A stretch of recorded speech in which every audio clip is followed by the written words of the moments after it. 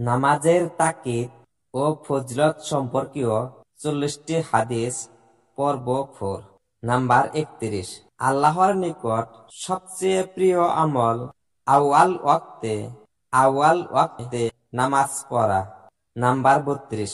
প্রাপ্ত বয়স্ককালে যে নামাজ পড়িতে যায় তাহার হাতে ইমানের ঝান্ডা থাকে।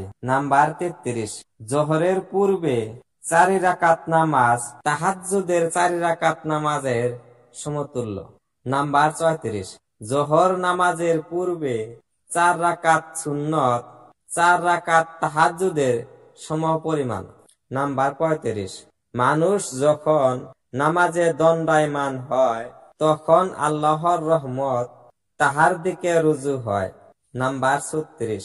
মধ্যরাত্রির নামাজ শ্রেষ্ঠতর নামাজ, তবে স্বল্প সংখ্যক লোকেই উহা আদায় করিয়া থাকে।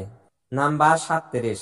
আমার নিকট হযরত জিবরাইল আলাইহিস সালাম আসিয়া বলিলেন, হে মুহাম্মদ সাল্লাল্লাহু আলাইহি সাল্লাম, যতদিন আপনি বাঁচিয়া থাকুন না কেন অবশেষে একদিন আপনাকে মৃত্যুবরণ করিতেই হইবে।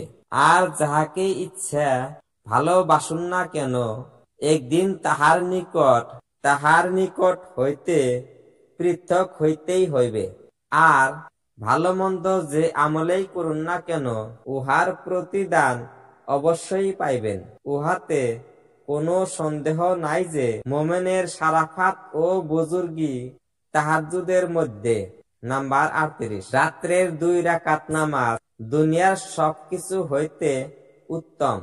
কষ্টের আশঙ্কা না থাকিলে আমি উহা উম্মতের উপর ফরজ করিয়া দিতাম।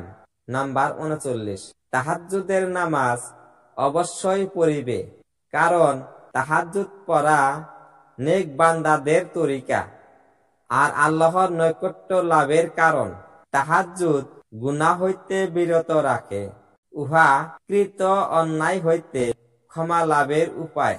ইহা দ্বারা দেহের সুস্থতাও লাভ করা যায়। নাম্বার 40। আল্লাহ তাআলা ইরশাদ করেন, হে আদম সন্তান, তুমি দিনের অগ্রভাগে 4 রাকাত নামাজ আদায়ে শৈথিল্য করিও না। আমি সারাদিন তোমার যাবতীয় কর্ম সম্পাদনের ব্যবস্থা করিব।